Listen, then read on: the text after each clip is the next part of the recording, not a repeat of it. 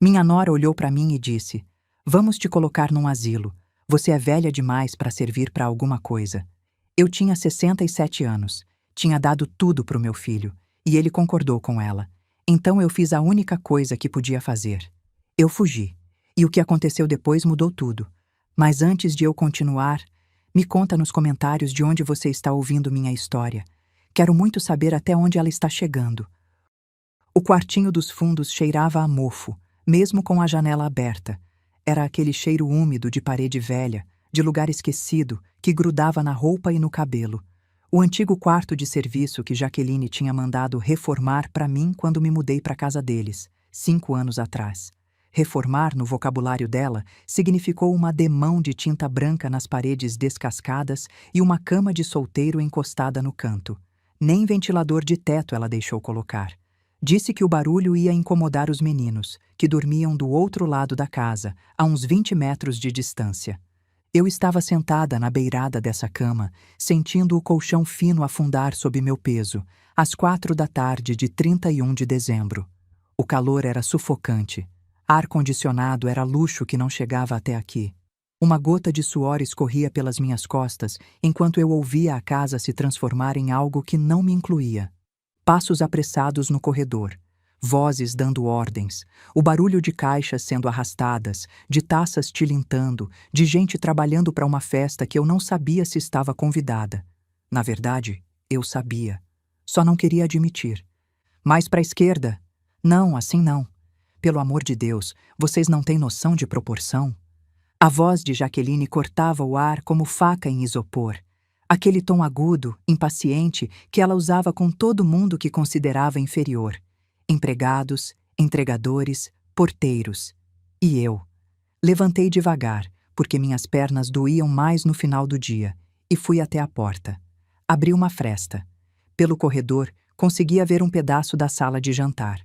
Homens de uniforme preto arrumavam mesas.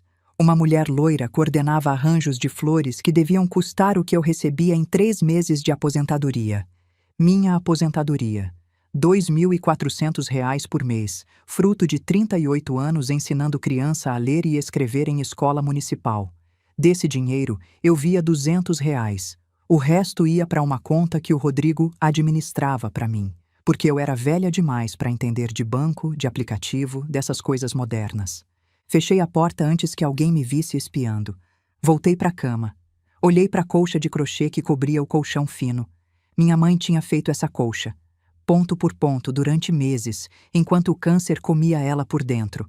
Me deu de presente no último Natal que passou com a gente, 1987. Eu tinha 29 anos e não sabia que em 3 meses ela ia partir. A colcha era a única coisa bonita naquele quarto. A única coisa que era realmente minha. No criado mudo, 3 porta-retratos. Rodrigo aos 7 anos, banguela, sorrindo para o meu marido que segurava a câmera. Rodrigo na formatura da faculdade, de beca, eu do lado dele chorando de orgulho. Rodrigo no casamento, Jaqueline pendurada no braço dele como troféu, eu no canto da foto com um vestido que ela chamou de charmoso, num tom que significava cafona. 38 anos de sala de aula, milhares de crianças alfabetizadas, turnos triplos para pagar escola particular para o meu filho, noites sem dormir corrigindo prova, preparando aula, inventando jeito de ensinar menino pobre que chegava com fome e saía com fome. Tudo isso para terminar num quartinho de 3x3, ouvindo minha nora organizar uma festa de Réveillon da qual eu provavelmente seria excluída. Mas eu não tinha para onde ir. Quer dizer, tinha uma casinha em São Tomé das Letras que herdei dos meus pais, mas eu não via aquilo há anos. Devia estar em ruínas. E mesmo que não estivesse, o que eu ia fazer lá, sozinha, aos 67 anos? Nada. Não tinha saída. E era isso que doía mais. 5 anos atrás, quando o Rodrigo insistiu que eu vendesse meu apartamento e fosse morar com eles, eu acreditei que era amor. Eu vendi o apartamento por R$ 380 mil. Tudo que eu tinha no mundo. O Rodrigo disse que ia usar para ajudar no financiamento da casa nova deles, uma mansão em Alphaville que custava R$ 1.200.000. Depois a gente acerta, mãe. Fica tudo em família. Nunca acertou. Nunca botou meu nome em escritura nenhuma. E quando perguntei uma vez, Jaqueline olhou para mim como se eu tivesse pedido um rim. Dona Carmen, a senhora está morando numa casa de mais de R$ 1 milhão. Acho que já foi bem compensada, não? Rodrigo não disse nada. Nunca mais perguntei. Às 7 da noite bati na porta da cozinha. Jaqueline estava lá, supervisando o buffet. Vestido justo cor de champanhe, cabelo recém-feito, maquiagem impecável. Ela era bonita, do tipo de beleza que se compra. Dona Carmen. Ela nem virou para me olhar. A senhora precisa de alguma coisa? Eu queria saber se posso ajudar. Ela finalmente olhou. Aquele olhar que me fazia sentir como uma mancha no tapete. Não precisa, Dona Carmen. O buffet cuida de tudo. Aliás, ela se aproximou, baixou a voz, como se fosse me contar um segredo. Seria melhor a senhora ficar no quarto hoje à noite. Vai ter muita gente, muito barulho. A senhora vai se cansar. É melhor assim. Mas é Réveillon, Jaqueline. Eu queria ver os fogos com os meninos. Os meninos vão estar com os amigos deles. O sorriso dela era gelado como a bancada de mármore. Adolescente não quer ficar com a avó em festa, Dona Carmen. A senhora sabe como é. Eu não sabia. Meus netos, Lucas de 17 e Gabriel de 14, mal falavam comigo. Lucas me olhava como se eu fosse um móvel. Gabriel às vezes me dava um sorriso triste, mas Jaqueline não deixava ele ficar muito perto. Não incentive amor, senão ela gruda. Deixei um prato separado para a senhora. Pode pegar depois que os convidados chegarem. Jaqueline já estava se virando, já tinha me descartado. O Rodrigo vai lá falar com a senhora depois. Bom descanso. Eu abri a boca para dizer alguma coisa. Não saiu nada. Nunca saía. Voltei para o quartinho dos fundos. Pelo caminho passei pela sala onde Rodrigo ajustava a gravata em frente ao espelho. Ele me viu. Desviou o olhar. Oi, mãe. Tudo bem? Tudo, filho. A Jaqueline disse que é melhor eu ficar no quarto hoje. É, mãe. Ele continuou olhando para o espelho. Descansa. Amanhã a gente conversa. Ele não disse, fica com a gente. Não disse, claro que não. Você é minha mãe. Vem pra festa. Só disse, descansa, que era o jeito educado de dizer, desaparece. Eu desapareci. No quarto, sentei na cama e fiquei olhando para a parede. Meu nome é Carmen Lúcia dos Santos. Tenho 67 anos. Fui professora de alfabetização durante 38 anos. Ensinei mais de 3.000 crianças a ler. Trabalhei em 3 turnos para pagar escola particular, cursinho, faculdade para o meu filho. Vendi meu apartamento, dei meu dinheiro, abri mão de tudo. E agora eu estava escondida num quarto de empregada, esperando autorização para comer resto de festa. Como eu tinha chegado nisso? Fechei os olhos e vi o rosto do Antônio. Meu marido, morto há 9 anos de um infarto fulminante. Nem deu tempo de se despedir. Depois do Antônio, veio o vazio. A casa silenciosa demais, os dias que não passavam. Quando Rodrigo sugeriu que eu fosse morar com eles, eu chorei de alívio. Achei que ia ter família de novo. Que burra eu fui. Os primeiros meses até foram bons. Mas aos poucos, tão devagar que eu quase não percebi, as coisas foram mudando. Primeiro foi o almoço. A senhora fica mais à vontade na cozinha. Depois foi a sala. Os meninos precisam estudar. Depois foi a TV, a visita, tudo. Fui sendo empurrada para cada vez mais longe. Da sala para o quarto. Da mesa de jantar para a cozinha. Da família para a solidão. Eu fui me apagando. Acordava às 5 da manhã. Voltava para o quarto antes que Jaqueline descesse. Comia sozinha, dormia sozinha, existia sozinha dentro de uma casa cheia de gente. E o pior, eu agradecia. Como se 380 mil reais não comprassem o direito de ser tratada com dignidade. Jaqueline era esperta, nunca gritava, nunca xingava, ela só me diminuía. Pessoas da sua geração não entendem. É melhor para a senhora. E Rodrigo deixava. Rodrigo sempre deixava. Ele não era mau, era fraco. Era o tipo de homem que prefere fingir que não vê para não ter que escolher lado. E quando você não escolhe lado, você escolhe o lado de quem tem mais poder. Jaqueline tinha o poder. Eu não tinha nada. Às 10 da noite, com a festa em pleno vapor do lado de fora, eu comi meu prato de comida fria no quarto. Arroz empapado, feijão gelado, carne borrachuda. No prato de plástico rosa que Jaqueline comprou especialmente para mim, porque eu poderia derrubar os pratos bons. Enquanto isso, o cheiro de camarão grelhado e champanhe francês vinha da festa. Pelo vidro embaçado da janela, via as luzes, ouvia as risadas. Gente bonita comemorando a chegada do ano novo. E eu ali, invisível, esquecida, mastigando comida fria num prato de plástico e engolindo junto a vontade de chorar. Terminei de comer.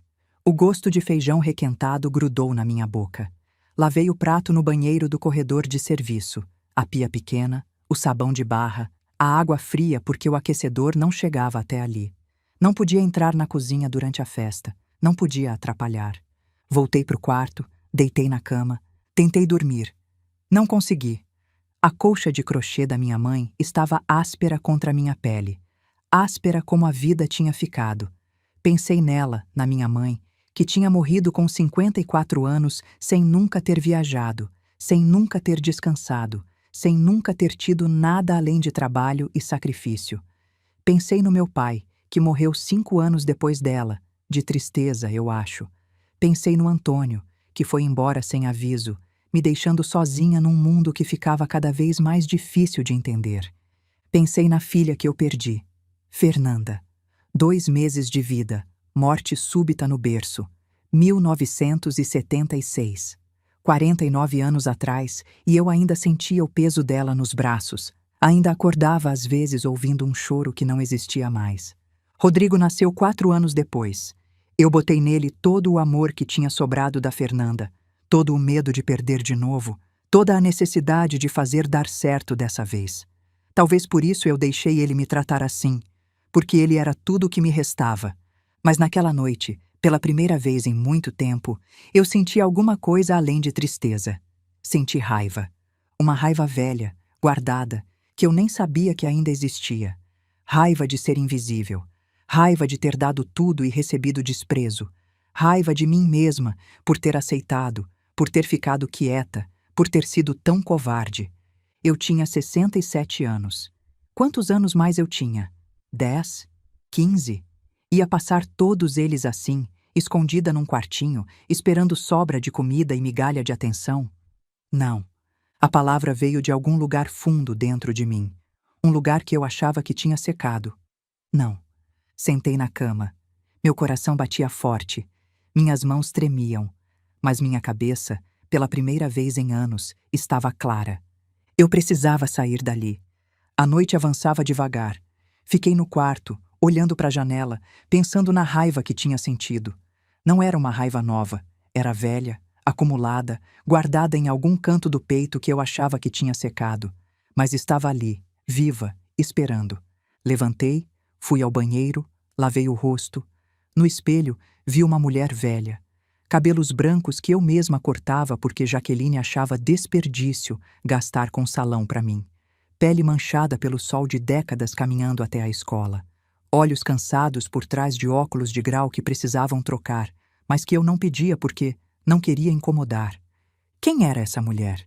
Eu me lembrava de outra. Uma mulher que entrava em sala de aula e fazia 30 crianças ficarem em silêncio só com o olhar.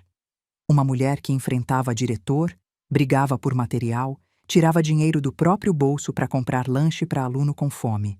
Uma mulher que criou um filho sozinha sem pedir ajuda para ninguém. Onde essa mulher tinha ido? Voltei para o quarto, ouvi barulho na casa, mais gente chegando, mais vozes dando ordens, a equipe do buffet montando tudo para a festa da noite. Passei a tarde no quarto.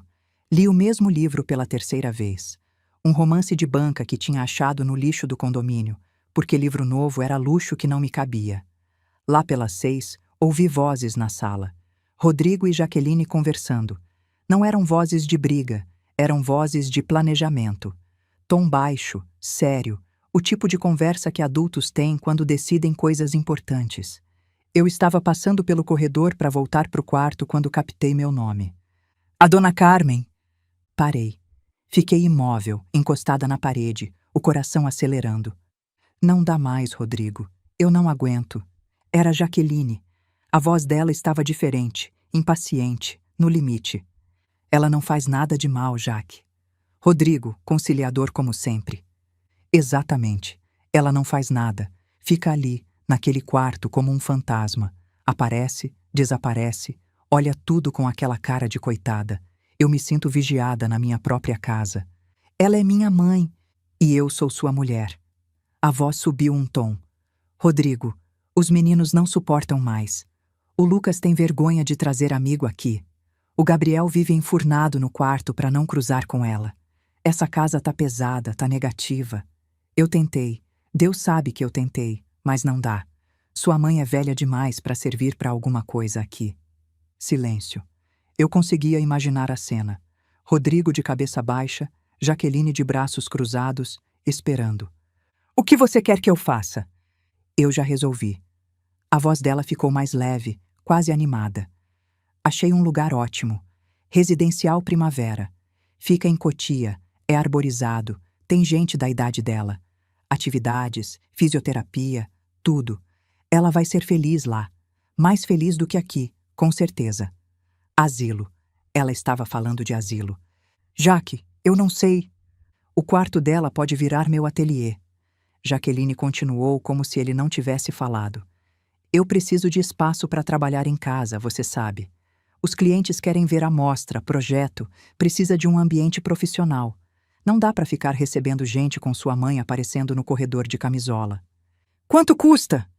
3.800 por mês. Mas a aposentadoria dela cobre quase tudo. A gente complementa. Pensa comigo. É um investimento na nossa qualidade de vida. Na harmonia da família. Harmonia da família. Eu estava sendo descartada em nome da harmonia da família. Ela não vai aceitar. Não é para perguntar, Rodrigo. É para comunicar. Ela não tem para onde ir. Não tem escolha. A gente fala hoje, antes da virada. Ano novo, vida nova. Para todo mundo. Mais silêncio. Depois, a voz do Rodrigo, quase inaudível. Tá bom. Hoje à noite. Encostei a cabeça na parede. O corredor girava ao meu redor. Minha boca estava seca. Meu coração batia tão forte que eu tinha certeza que eles podiam ouvir. Asilo. Eles iam me colocar num asilo. Sem perguntar. Sem consultar. Como quem descarta um móvel velho que não combina mais com a decoração. Não sei quanto tempo fiquei ali parada. Quando consegui me mexer, minhas pernas tremiam tanto que quase caí. Caminhei até o quarto apoiada na parede, entrei, fechei a porta. Sentei na cama. As mãos não paravam de tremer. Tentei respirar, tentei pensar, mas minha cabeça estava cheia de ruído, de pânico, de frases soltas que se repetiam. Você é velha demais para servir para alguma coisa. Ela vai ser feliz lá. Não é para perguntar, é para comunicar. Eu ia ser comunicada, como um funcionário que vai ser demitido, como um inquilino que tem que desocupar. Não perguntada, não consultada, comunicada. E o meu filho tinha concordado. Tinha dito, tá bom, como quem autoriza trocar uma lâmpada queimada. Sem discussão, sem defesa, sem sequer perguntar se eu queria. A raiva voltou, mas dessa vez era diferente. Não era aquela raiva quente, explosiva, que queima e passa.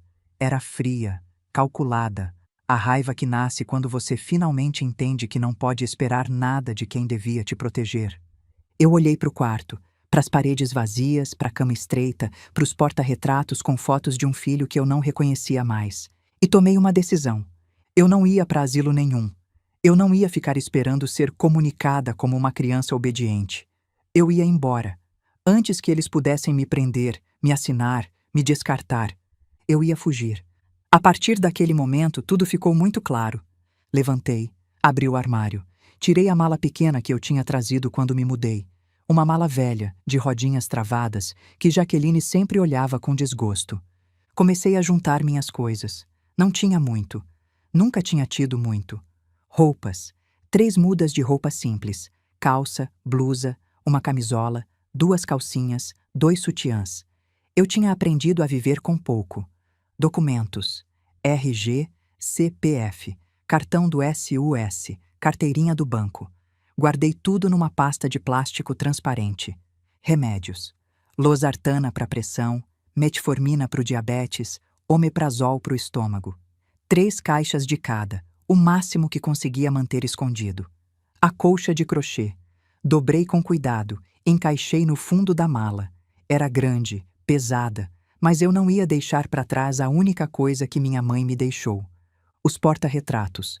Peguei a foto do Rodrigo aos 7 anos. Não pelo Rodrigo de agora, mas pelo menino que ele foi, antes de virar esse homem que eu não reconhecia. A foto do casamento deixei. Não queria levar Jaqueline comigo. E então, do forro da mala, tirei a caderneta de poupança. Abri. Olhei para o saldo. R$ 47.362,18. R$ 47.000. Juntados centavo por centavo ao longo de 40 anos. Cheques de aniversário da minha irmã, que morreu em 2016. Sobras mínimas do salário, escondidas do Antônio porque ele gastava tudo. Depois, escondidas do Rodrigo porque eu tinha aprendido a não confiar em ninguém.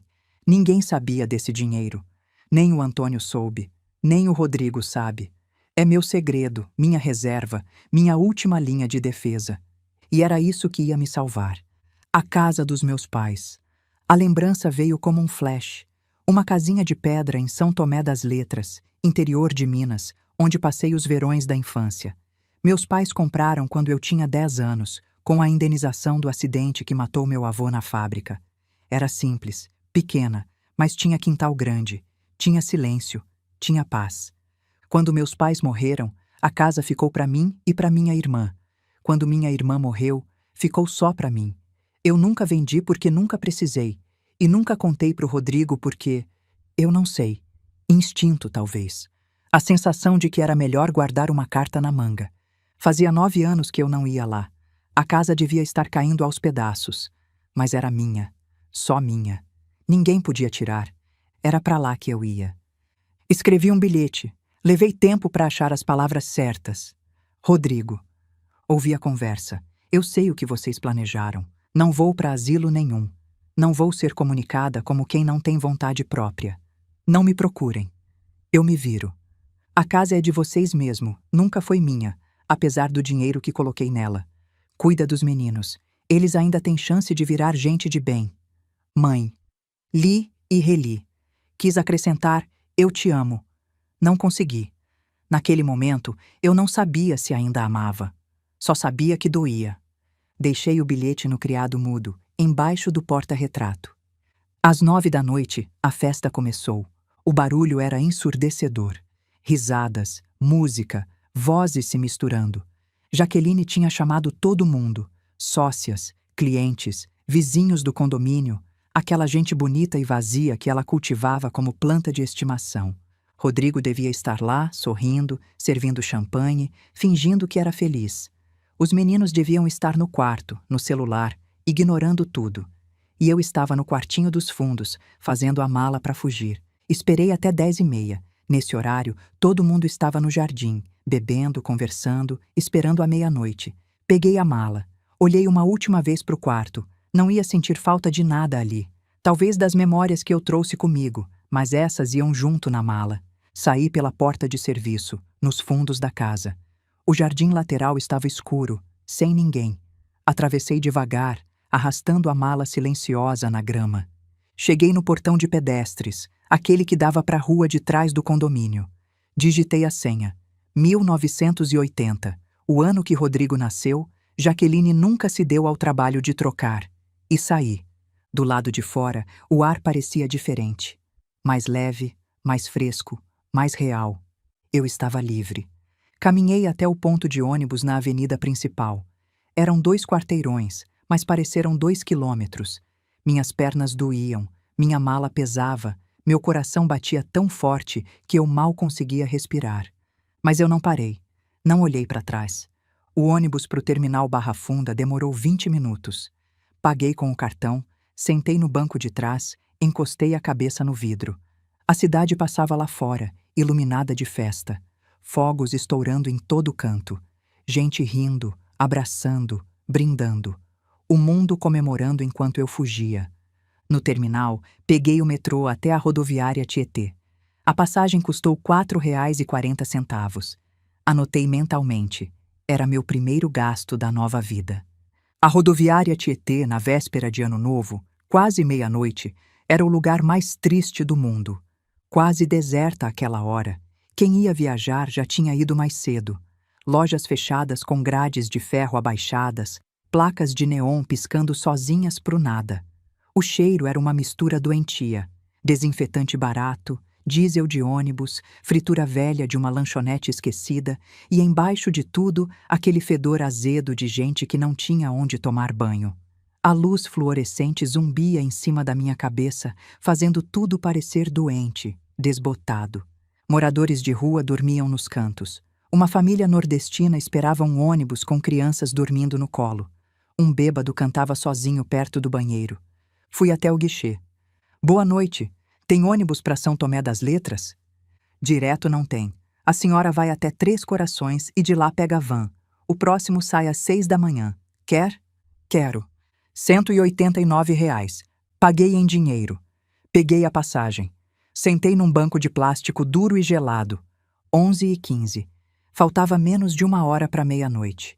Ao meu redor, televisores mostravam a festa em Copacabana. Gente bonita, feliz, esperando os fogos. Um locutor animado contando os minutos. E eu ali, segurando uma mala velha, esperando um ônibus que só ia sair dali às 6 horas. O que eu estava fazendo? Eu tinha 67 anos, pressão alta, diabetes. Tinha fugido da casa do meu único filho na véspera de Ano Novo com uma mala de roupas velhas. A casa em São Tomé podia estar em ruínas. E mesmo que não estivesse, eu ia fazer o quê? Morar sozinha no meio do mato? As lágrimas vieram sem aviso. Não lágrimas silenciosas, mas um choro de verdade, daqueles que sacodem o corpo inteiro. Chorei por tudo. Pelo Antônio, pela Fernanda, pelos meus pais. Pelo filho que eu perdi sem ele morrer. Por estar ali, sozinha, enquanto o mundo inteiro festejava. A senhora tá bem? Uma mulher jovem estava de pé na minha frente. 30 e poucos anos, cabelo escuro preso num rabo de cavalo, roupa azul de hospital com jaleco branco. Eu... tô bem. Desculpa. Tá bem nada. A moça sentou do meu lado. Posso ajudar? Ela ficou ali, olhando para mim com aquela paciência treinada de profissional de saúde. Eu sou enfermeira. Ela confirmou o que eu estava pensando. Trabalho no posto médico aqui da rodoviária. Plantão de Réveillon, pode? Todo ano é isso. Bêbado passando mal, briga, gente perdida. Eu tinha saído para tomar um ar quando vi a senhora chorando. Não deu para ignorar. Não precisa se preocupar. Eu tentei sorrir. É coisa boba. Coisa de velha. Não parece coisa boba. Ela olhou para o relógio pendurado na parede. 11h35. Olha, meu plantão tá tranquilo agora. O pesado vem depois da meia-noite. Eu tenho tempo. Se a senhora quiser conversar, às vezes ajuda. Falar com estranho, sabe? Sem julgamento. Eu devia ter dito não. Devia ter agradecido e mandado ela ir embora. Mas alguma coisa naquela moça, no jeito calmo dela, no fato de ter parado para uma velha desconhecida numa rodoviária vazia, me fez abrir a boca. E contar tudo. Contei sobre o Rodrigo, sobre a Jaqueline, sobre os 5 anos de invisibilidade, os R$ 200 por mês, as sobras de comida, o quarto de empregada. Contei sobre o apartamento que vendi, o dinheiro que sumiu, a aposentadoria que ia para a conta que eu não controlava. Contei sobre a conversa que eu tinha ouvido naquela tarde. O asilo. A decisão tomada sem me consultar. O ano novo, vida nova, que significava me jogar fora. Contei sobre a fuga. A mala feita às escondidas, o bilhete, a saída pela porta de serviço enquanto eles brindavam no jardim. E contei sobre a casa em São Tomé. Minha última esperança. Minha única saída. A moça ouviu tudo sem interromper. Às vezes apertava minha mão, às vezes balançava a cabeça, mas não falou nada até eu terminar. Quando eu finalmente parei, exausta, vazia, ela ficou em silêncio por um momento. Caramba, disse finalmente. E eu achando que meu Réveillon era ruim. Eu ri. Uma risada fraca, meio engasgada, mas ri. Fazia tempo que eu não ria. Desculpa, eu disse. Falei demais. Você não precisava ouvir isso. Precisava sim. Ela se virou para mim, séria. Sabe o que a senhora fez? A senhora foi corajosa. Tem gente que fica nessa situação a vida inteira, aceitando, engolindo. A senhora levantou e foi embora. Isso não é coisa de velha. É coisa de mulher forte. Eu não sou forte. Eu sou desesperada. Às vezes é a mesma coisa. Ela olhou de novo para o relógio. 11h45. A senhora disse que foi professora, né? Fui. 38 anos. Alfabetização? Isso. Primeira série, segundo ano, como chama agora. Ensinei muita criança a ler. A moça ficou quieta. Tinha alguma coisa no rosto dela, uma expressão estranha, como se estivesse tentando resolver um quebra-cabeça. Posso perguntar uma coisa? Pode. A senhora deu aula em Ribeirão Pires, nos anos 80? Dei. Por quê? A senhora lembra de um aluno chamado Davi? Davi Oliveira? Magrinho, filho de nordestinos, morava perto de um córrego. E de repente eu lembrei. Davi. O menino de olhos grandes demais para o rosto, que chegava na escola com fome e frio e nunca reclamava. O menino para quem eu comprei sapato, uniforme, lanche, tudo o que eu podia dar sem que ele percebesse que era caridade. Davizinho, eu murmurei. O menino do córrego. A moça começou a chorar. Dona Carmen, eu sou Renata, filha do Davi. Meu pai procura a senhora há mais de 20 anos. Meu pai fala da senhora desde que eu me entendo por gente. Renata estava chorando e rindo ao mesmo tempo. A professora Carmen, que comprou sapato para ele, que nunca deixou ele desistir. Mas como você sabia que era eu? Eu não sabia. Vi a senhora chorando, vim ajudar. Aí a senhora disse Ribeirão Pires, e eu senti alguma coisa. Ela balançou a cabeça. Dona Carmen, eu não acredito nisso. Nem eu. O relógio marcava 11h52. Eu preciso ligar para o meu pai, disse Renata, pegando o celular. Renata, espera! Eu segurei o braço dela. Eu não quero incomodar ninguém. Seu pai deve ter família, deve estar festejando. A senhora não entende. Renata me olhou com uma intensidade que me assustou. A senhora salvou a vida do meu pai, literalmente. Ele conta essa história há 40 anos. Se eu ligar agora e disser que encontrei a professora Carmen, ele vai... Ela parou, sem conseguir terminar. Posso ligar? Por favor? Eu não tinha força para dizer não. Pode. Renata se afastou alguns passos, mas eu conseguia ouvir. Pai, escuta. Para de falar e escuta. Pausa. Pai, eu encontrei ela. Silêncio longo do outro lado. A professora Carmen. Eu sei. Pai, eu tô na rodoviária Tietê. Eu trabalho no posto médico aqui, lembra? Tô de plantão e... Pai, escuta. Ela tava chorando, eu fui ver o que era, a gente começou a conversar e... Pai, ela lembrou do senhor. Lembrou do sapato, do córrego, de tudo. Mais silêncio. Eu vi o rosto de Renata se contrair. Pai, não chora. Pai, calma. Ela olhou para mim, os olhos brilhando. É ela, pai. Eu tenho certeza. O que eu faço? Ela ouviu a resposta. Acenou com a cabeça. Tá bom. Tá. Eu seguro ela aqui. Pai, dirige com cuidado, pelo amor de Deus. Tá. Te amo também. Desligou. Voltou para perto de mim. Ele vem. O quê? Meu pai. Ele tá em Campinas, passando o Réveillon com minha tia. São 2 horas de estrada. Ele vem agora. Renata, não precisa. É ano novo. Ele deve estar com a família. Dona Carmen. Renata sentou do meu lado e segurou minhas mãos. A senhora é a família. A senhora sempre foi. Meia-noite chegou enquanto estávamos ali, sentadas no banco de plástico da rodoviária. Os fogos começaram do lado de fora. Estouros distantes, cores no céu que a gente via pela janela suja. Na televisão, a praia de Copacabana explodia de luz. O locutor gritava Feliz Ano Novo. As pessoas se abraçavam. O mundo inteiro celebrava. Renata me abraçou. Feliz Ano Novo, Dona Carmen. Feliz Ano Novo, minha filha. Eu chorei de novo. Mas dessa vez era diferente. Não era desespero, não era tristeza. Era alguma coisa que eu não conseguia nomear. Alívio, talvez. Ou esperança. Ou só a sensação de que, pela primeira vez em muito tempo, alguém estava me vendo. Enquanto esperávamos, Renata me contou a história do pai. Quando ele terminou a escola, conseguiu bolsa num colégio bom, estudou feito louco, passou em direito na UFMG. Foi o primeiro da família a fazer faculdade. Ela sorria enquanto falava, orgulhosa. Se formou, fez especialização, abriu escritório. Hoje ele é referência em direito do idoso. Atende gente que foi maltratada, roubada, abandonada. Ele sempre diz que faz isso por causa da senhora. Por minha causa? Por causa do que a senhora fez por ele. Ele diz que a senhora mostrou para ele que adulto podia ser confiável, que gente pobre merecia respeito, que uma pessoa podia mudar a vida de outra só sendo gentil. Eu não sabia o que dizer. As palavras pareciam grandes demais para eu segurar. Ele procurou a senhora por anos, sabia? Renata continuou. Contratou detetive, foi em escola, mexeu em arquivo velho. Mas a senhora tinha mudado de cidade, voltado para o nome de solteira depois que ficou viúva. Ele nunca conseguiu achar.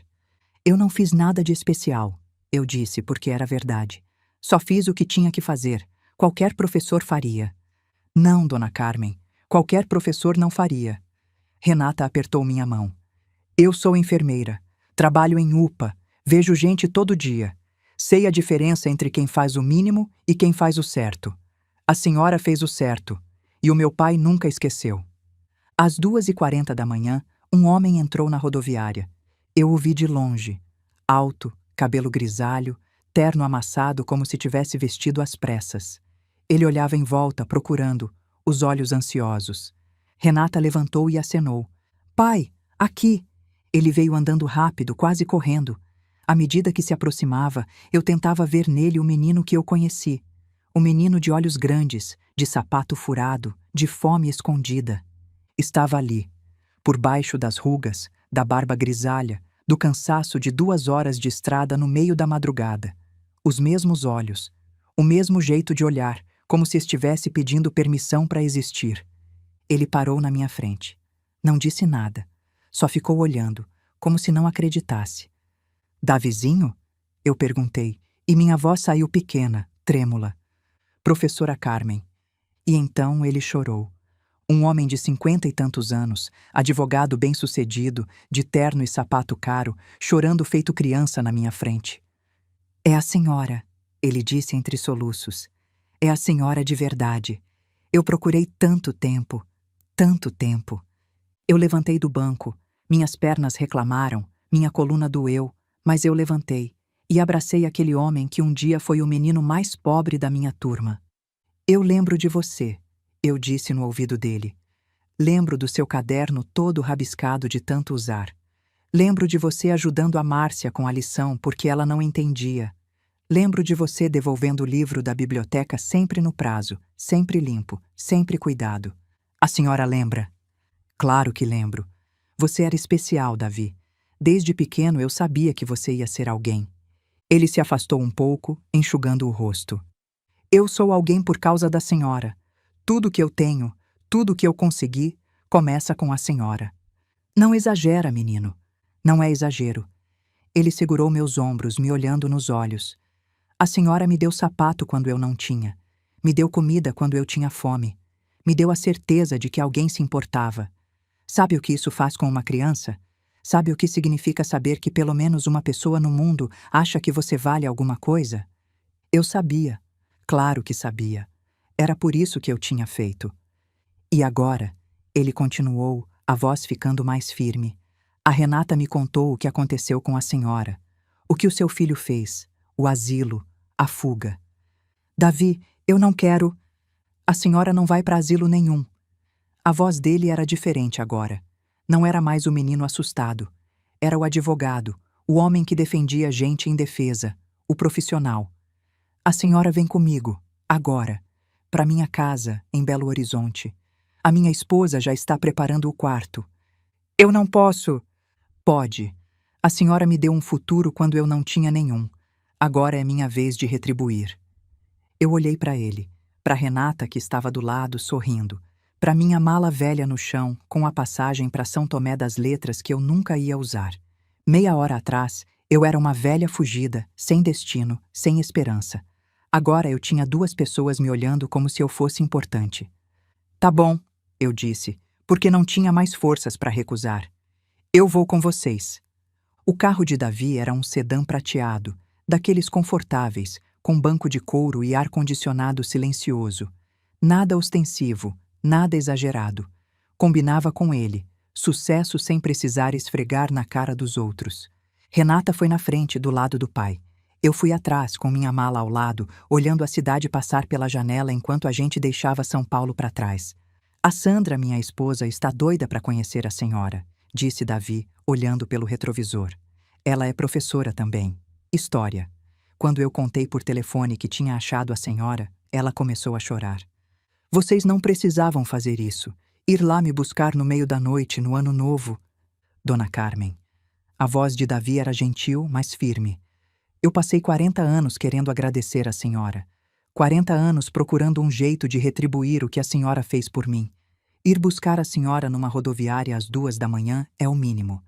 Mas sua família... A senhora é família. Ele encontrou meus olhos no retrovisor. Sempre foi. Eu só não sabia onde encontrar. Fiquei em silêncio. 5 anos sendo tratada como problema a ser resolvido. E agora 2 pessoas tinham largado tudo na virada do ano para me buscar. Me conta o que aconteceu, disse Davi, depois de um momento. Desde o começo. Eu contei, a versão resumida porque já não tinha forças para mais, mas o suficiente para ele entender. Davi ouvia sem interromper. Vez ou outra, eu via a mandíbula dele apertar.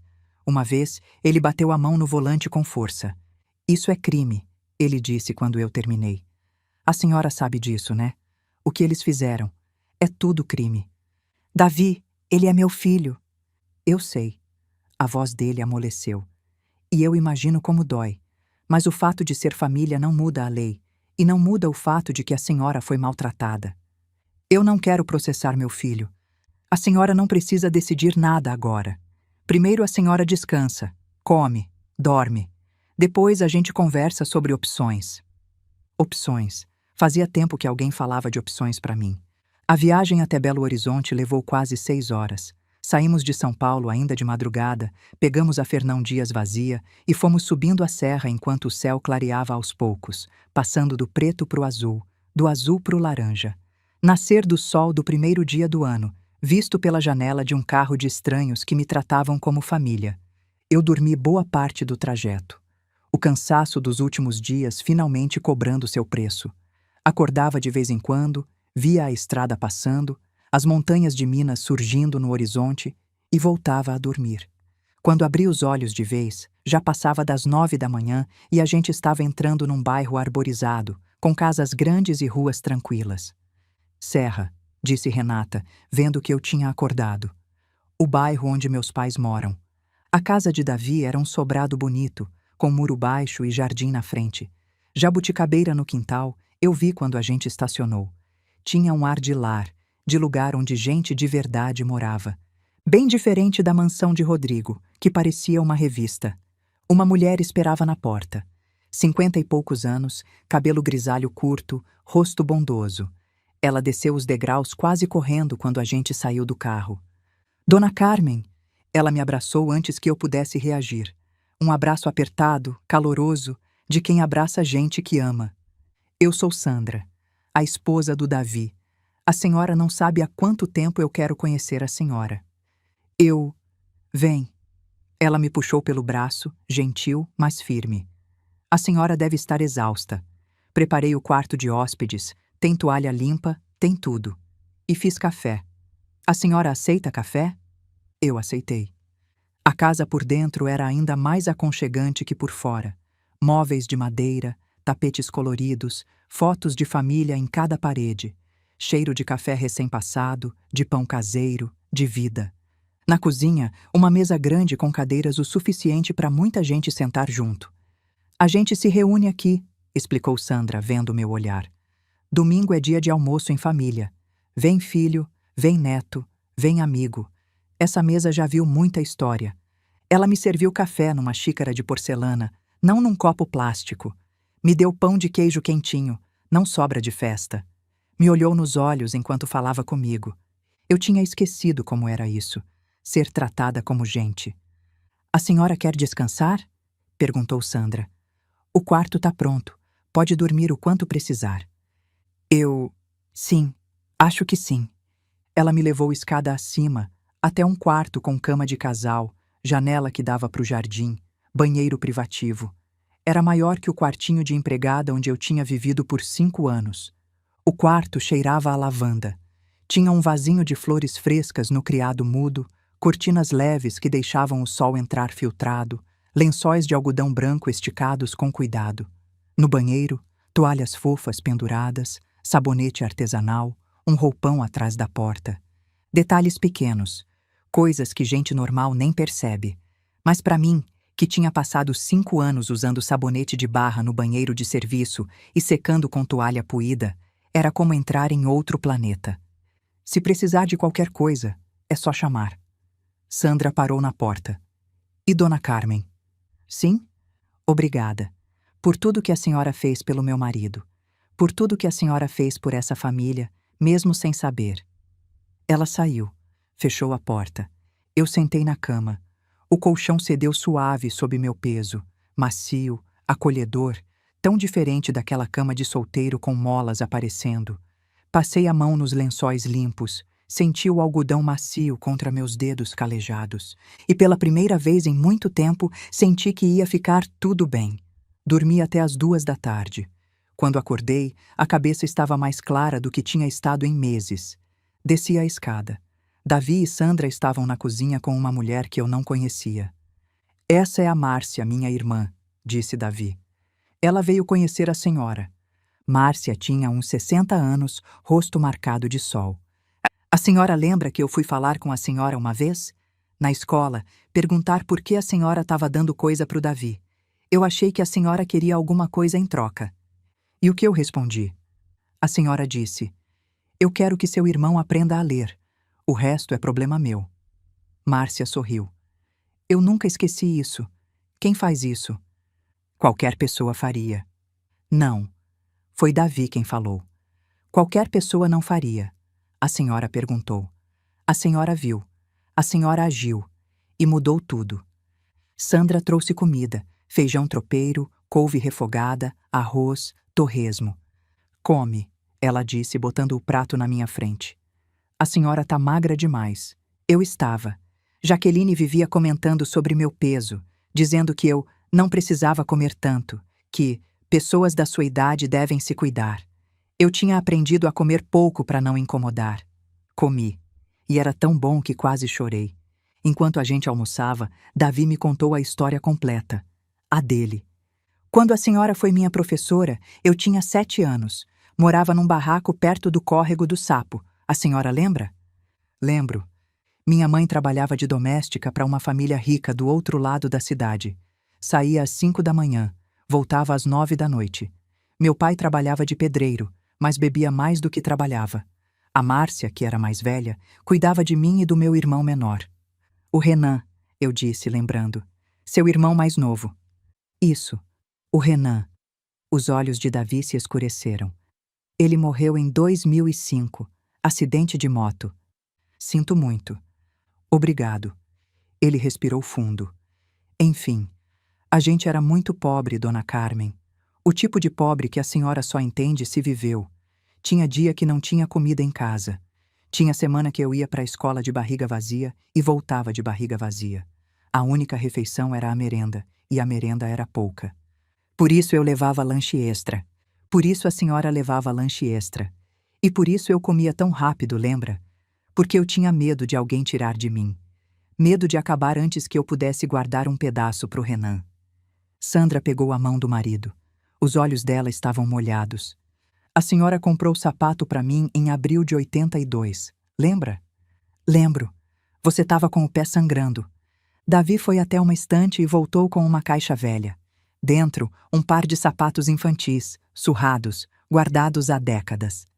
São os sapatos que a senhora me deu. Ele tirou eles da caixa com cuidado. Eu guardei a minha vida inteira. Quando as coisas ficam difíceis, eu olho para isso e lembro que alguém acreditou em mim. Eu não consegui responder. As lágrimas desciam pelo meu rosto. Virei advogado, ele continuou. E hoje eu uso o que aprendi para defender gente que é enganada, que é tratada como se não merecesse respeito. Gente como a senhora, Dona Carmen. E agora é minha vez de ajudar. Davi me levou para o escritório dele. O que o seu filho fez tem nome. Exploração financeira de idoso. É crime. Davi, eu não quero prender meu filho. Eu sei, mas precisa saber o tamanho do buraco para saber como sair dele. Ele fez perguntas sobre o apartamento, a escritura, a conta conjunta, a aposentadoria. Eu respondi tudo o que sabia. A senhora nunca viu a escritura da casa em Alphaville? Não. O Rodrigo disse que ia resolver a papelada, que era complicado, que eu não precisava me preocupar. A senhora assinou alguma coisa? Procuração, documento, contrato? Assinei uns papéis quando vendi o apartamento, mas não li direito. O Rodrigo disse que era só burocracia. Davi anotou tudo. A testa dele estava franzida. E a sua aposentadoria? Vai para uma conta no Itaú. Conta conjunta, minha e do Rodrigo. Ele disse que era mais fácil para administrar. A senhora tem acesso a essa conta? Consegue entrar, ver extrato, fazer transferência? Tenho o cartão, mas a Jaqueline monitora. Se eu gasto mais que o combinado, ela reclama. Quanto é o combinado? R$ 200 por mês. Davi parou de escrever. Olhou para mim.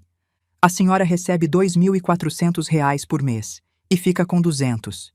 É o que sobra depois das despesas. O Rodrigo disse que a casa é cara de manter, que... Dona Carmen. A voz de Davi era firme, mas gentil. A senhora contribuiu com quase R$ 400.000 para a compra daquela casa. A senhora tem direito de morar lá de graça pelo resto da vida. O dinheiro da aposentadoria é seu. R$ 200 não é o que sobra. É o que eles decidem te dar. Eu não soube o que responder. Nunca tinha pensado assim. E a casa de São Tomé? Ele continuou. É minha. Herdei dos meus pais junto com a minha irmã. Quando ela morreu, ficou só para mim. O seu filho sabe dessa casa? Não, eu nunca contei. Davi assentiu satisfeito. Bom, isso é importante. Significa que a senhora tem um patrimônio que eles não podem tocar. Mas a casa deve estar caindo aos pedaços. Faz 9 anos que ninguém vai lá. A gente vai ver. Mas mesmo caindo aos pedaços, um terreno em São Tomé das Letras vale dinheiro. A senhora não está desamparada, Dona Carmen. A senhora tem recursos. Só foi convencida de que não tinha. Davi passou as próximas horas me explicando a lei. O estatuto do idoso, os direitos que eu tinha, as proteções previstas. Ele falava com paciência, sem pressa, voltando atrás quando eu não entendia. A senhora não pode ser internada num asilo contra sua vontade. Isso é crime. Cárcere privado. A única exceção é se um juiz determinar, e para isso precisa de laudo provando que a senhora não tem condições de cuidar de si mesma. E eu tenho? Claro que tem. A senhora fugiu de casa, pegou o ônibus, se virou sozinha. Isso não é coisa de pessoa incapaz. É coisa de pessoa corajosa. Ou desesperada. Às vezes é a mesma coisa. Ele sorriu. O importante é, eles não podem obrigar a senhora a nada. A senhora é dona da sua vida. Então o que eu faço? Davi fechou o caderno. Me olhou com seriedade. Primeiro, a gente vai até São Tomé ver a casa. Avaliar o que precisa de reforma, quanto vai custar. Se der para arrumar, a senhora tem um lugar seu, independente. Eu tenho 47 mil na poupança. Isso ajuda, mas talvez nem precise usar. Ele ergueu a mão antes que eu protestasse. Deixa eu terminar. Segundo, a gente vai mandar uma notificação para o seu filho. Uma carta formal, do meu escritório, informando que a senhora tem representação legal. Isso muda o jogo. Notificação? Dizendo o quê? Dizendo que a senhora está segura e assistida, que qualquer tentativa de contato direto será documentada, que estamos solicitando prestação de contas sobre os valores da venda do apartamento e sobre a movimentação da conta conjunta, e que qualquer tentativa de internação forçada será tratada como crime. Davi, isso vai criar uma guerra. Não, isso vai criar limites. Ele se inclinou para frente. Dona Carmen, o que eles fizeram com a senhora foi errado. Moralmente e legalmente. Eles precisam saber que a senhora não está mais sozinha, que tem gente olhando, que tem consequências. E se o Rodrigo me odiar? E se ele te odiar por se defender? Davi perguntou de volta.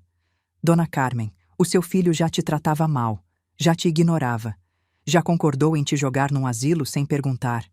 O que mais ele pode fazer? Eu não tinha resposta. A senhora passou anos tentando não incomodar, não causar problema, não ocupar espaço, e mesmo assim eles te descartaram. Então talvez seja a hora de parar de tentar agradar quem não te valoriza e começar a se valorizar você mesma. Naquela noite, jantei com a família toda. Davi, Sandra, Renata, o marido dela e um menino de 8 anos que me chamou de Vó Carmen, sem ninguém mandar. Ele ouviu a história, explicou Renata sorrindo. Agora acha que a senhora é heroína da família. Eu não sou heroína de nada. É sim. O menino, que se chamava Lucas, ironia do destino, mesmo nome do meu neto, me olhou com aquela seriedade de criança. O vovô disse que a senhora ajudou ele quando ele era pobre. Isso é coisa de heroína. Eu não soube o que responder. Só abracei aquele menino que eu tinha conhecido há poucas horas e senti pela primeira vez em muito tempo que talvez, eu tivesse feito alguma coisa certa na vida. Uma semana depois, Davi, Sandra e eu pegamos a estrada para São Tomé das Letras. Umas 4 horas por estradas que iam ficando menores e mais bonitas. Montanhas verdes, cidadezinhas com igreja no centro. Eu não fazia esse caminho há 9 anos, desde o enterro da minha irmã. Chegamos no começo da tarde. A casa ficava num bairro afastado, numa rua de terra batida. Quando estacionamos, eu quase não reconheci. O mato tinha tomado conta de tudo. O jardim que minha mãe cuidava era agora uma selva de espinheiro. A pintura descascando, o telhado com telhas faltando. É pior do que eu imaginei, eu disse. É recuperável, disse Davi, já andando pelo terreno. Estrutura inteira, paredes de pedra não caem fácil. Ele ligou para um engenheiro amigo. Tom chegou em meia hora, andou pela casa, subiu no telhado, bateu nas paredes. Enquanto isso, eu entrei na casa pela primeira vez em 9 anos. O cheiro de mofo era forte, mas por baixo dele eu ainda sentia o perfume de alfazema que minha mãe usava. Memórias que tinham sobrevivido ao tempo. A sala ainda tinha os móveis de quando eu era criança. O sofá de palhinha, a mesinha de centro, o armário onde minha mãe guardava a louça boa. Tudo coberto de poeira, mas ali. Subi a escada, com cuidado, porque os degraus rangiam, e fui até o quarto que era meu quando eu visitava. A cama de solteiro, o guarda-roupa de madeira, a janela que dava para as montanhas. Fiquei ali parada, olhando a vista. As montanhas não tinham mudado. O céu continuava azul. O silêncio continuava bom. Eu podia morar ali, podia ser feliz ali. Longe de tudo, longe de todos, mas em paz. Tom deu o veredito lá embaixo com um caderninho cheio de anotações. Estrutura tá boa. A casa é antiga, mas foi bem feita. Problema maior é telhado e parte elétrica. Encanamento precisa trocar. Tá tudo enferrujado. Pintura, claro. E o jardim vai precisar de um trator para limpar. Quanto? Perguntou Davi. Para deixar morável, uns 35 mil. Para deixar bonita, 60. Eu senti o estômago afundar. Eu tinha 47 mil. Dava para o básico, mas não sobrava nada. A senhora não vai gastar a poupança, disse Davi, como se lesse minha mente. Esse dinheiro é sua reserva de emergência. A reforma eu banco. Davi, não. Dona Carmen. Ele se virou para mim. Eu ganho bem, muito bem, e eu devo tudo à senhora. Deixe eu fazer isso. Você não me deve nada. Eu devo tudo. A voz dele era firme. E mesmo que não devesse, eu ia querer ajudar. Porque é certo. Porque a senhora merece. E porque eu posso. Sandra pôs a mão no meu ombro. Aceita, Dona Carmen. O Davi é teimoso. Não adianta discutir. Eu olhei para casa, para as paredes de pedra que meu avô tinha ajudado a construir, para o jardim onde minha mãe plantava rosas, para a janela do quarto onde eu dormia quando era menina. Tá bom, eu disse. Mas eu vou pagar de volta, assim que puder. Se quiser. Davi sorriu. Quando quiser. No tempo que quiser. Tom anotou mais algumas coisas, tirou fotos, prometeu mandar orçamento detalhado. Combinamos que a obra começaria em 2 semanas. Na volta para BH, eu fiquei em silêncio a maior parte do caminho. Estava pensando no Rodrigo, no bilhete que eu tinha deixado, no que ele devia estar sentindo, se é que estava sentindo alguma coisa. Meu celular, que eu tinha mantido desligado desde a fuga, estava na bolsa. Eu sabia que quando ligasse, ia ter mensagens, ligações, talvez ameaças, talvez súplicas, talvez silêncio, O que seria pior? Tá pensando no seu filho? Perguntou Sandra, que ia no banco de trás comigo. Tô. Quer ligar para ele? Não sei. Não sei o que dizer. Talvez não precise dizer nada agora. Talvez ele é que precisa dizer. Ela tinha razão, mas doía do mesmo jeito. Quando chegamos em BH, já era noite. Sandra fez janta, a gente comeu junto e eu fui pro quarto cedo. Sentei na cama com o celular na mão. Respirei fundo. Liguei. A tela acendeu com uma avalanche de notificações. 47 chamadas perdidas. 23 mensagens de texto. Li uma por uma. No começo, preocupação falsa. Depois, irritação. Depois, ameaças. Vou dar queixa na polícia. Esse advogado tá te usando. Eu não acredito que você tá fazendo isso com a gente. E depois, silêncio. Nenhuma mensagem nova em 5 dias. Davi tinha mandado a notificação. Tinha informado que eu estava representada, que toda a comunicação devia passar pelo escritório. Rodrigo tinha parado de me ligar diretamente. Eu devia me sentir aliviada, me senti mais sozinha do que nunca. Deitei, mas não consegui dormir. Fiquei olhando para o teto, pensando em tudo. No Rodrigo bebê, dormindo no meu colo. No Rodrigo criança, correndo pelo quintal. No Rodrigo adolescente, me dando beijo na testa antes de sair com os amigos. No Rodrigo adulto, me ignorando na própria casa. Como a gente tinha chegado ali? Em que momento eu perdi meu filho? Ou será que nunca tinha tido ele de verdade? As perguntas giravam na minha cabeça sem resposta. Só tinha uma certeza. Eu não ia mais aceitar ser tratada como menos do que eu era. O que viesse depois, eu ia enfrentar. Não tinha outra opção. 2 semanas depois da minha chegada em Belo Horizonte, Davi me chamou no escritório dele. A notificação tá pronta, ele disse, me entregando um envelope grosso. Quero que a senhora leia antes de eu mandar. Peguei o envelope. Pesava mais do que eu esperava. Abri, tirei as folhas, comecei a ler. O papel timbrado era intimidador. Oliveira Mendes Advocacia, especialistas em direito do idoso. A carta em si era pior. Davi tinha colocado tudo ali. A tentativa de internação forçada. Os R$ 180 mil que sumiram da venda do meu apartamento. Os 5 anos de aposentadoria desviada, mais R$ 132 mil. O controle financeiro, a mesada de R$ 200, o isolamento. Tudo transformado em artigos de lei, números, acusações formais. Tentativa de cárcere privado. Violação do Estatuto do Idoso. Exploração financeira. A carta exigia documentos, extratos, escrituras e terminava com um aviso.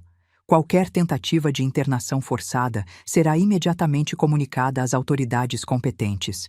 O Ministério Público foi notificado preventivamente. Eu li 2 vezes. Na terceira, minhas mãos tremiam. Davi, isso é muito. É o necessário. Ele estava calmo, profissional. O que eles fizeram é crime. E eles precisam saber que a senhora não está mais desprotegida. Mas o Ministério Público? Não fiz denúncia formal. Só comuniquei preventivamente. É proteção. Ele se inclinou para frente. A senhora confia em mim? Confio. Então deixa eu fazer meu trabalho. A única linguagem que gente como a Jaqueline entende é a linguagem da consequência. Eu olhei de novo para a carta. Meu filho ia receber aquilo. Ia ler. Ia saber que eu não estava mais sozinha.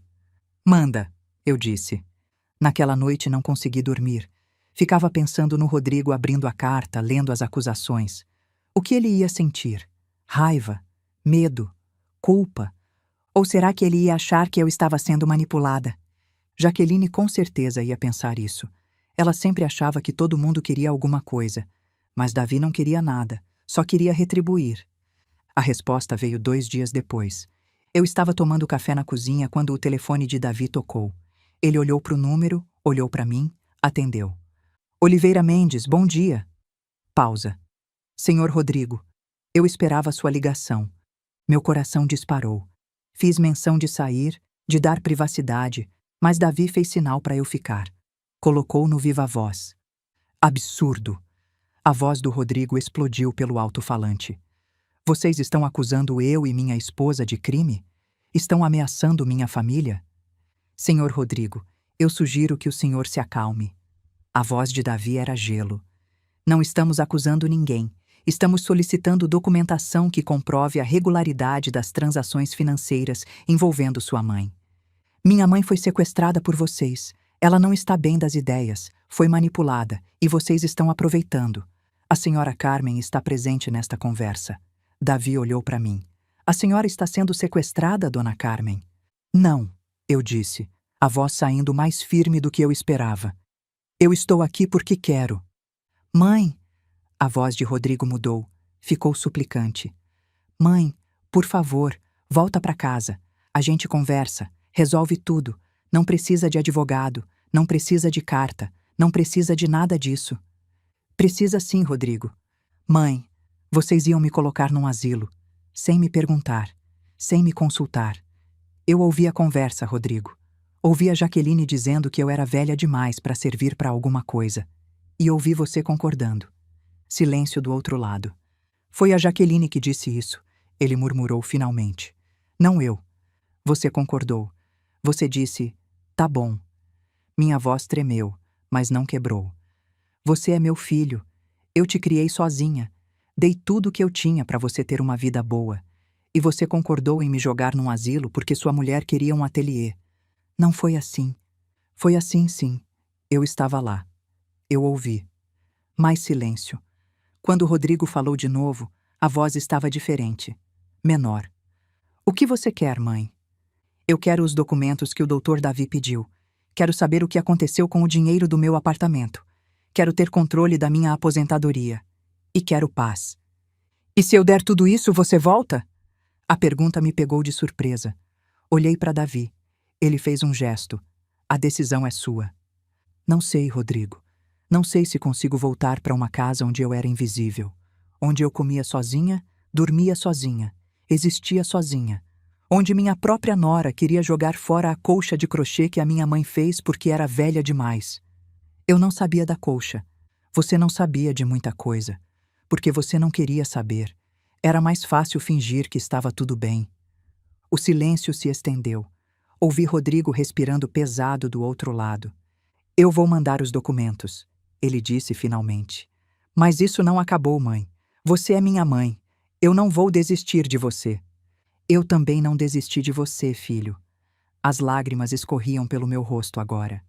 Mas eu não vou mais aceitar ser tratada como peso. Não vou mais me apagar para caber no espaço que vocês me deixam.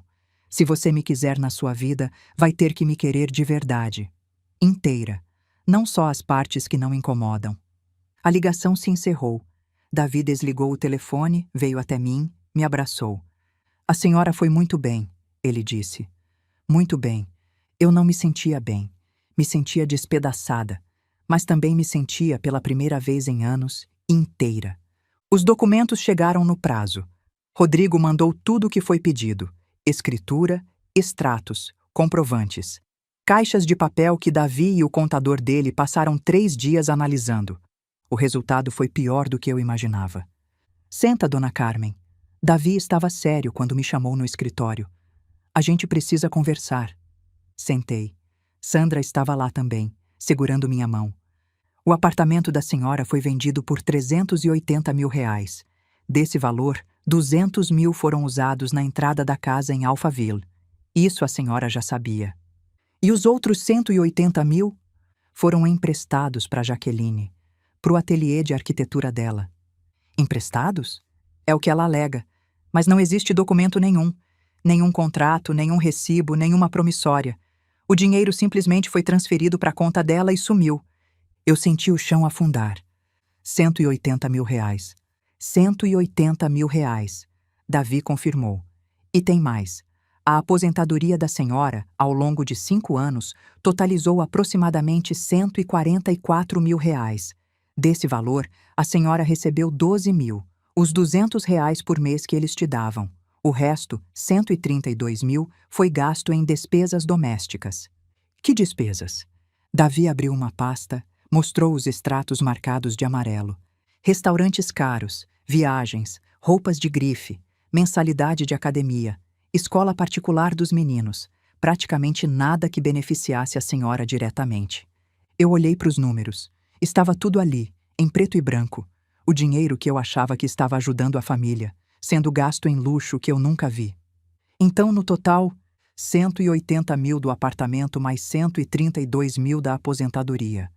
Davi fez a conta. 312 mil reais, dona Carmen. Esse é o valor que foi retirado da senhora ao longo de 5 anos. 312 mil reais. Eu fiquei em silêncio por um longo tempo. Sandra apertava minha mão, mas eu mal sentia. 312 mil reais. Uma fortuna. O trabalho de uma vida inteira. E eu tinha sido convencida de que era um peso, uma despesa, uma inconveniência.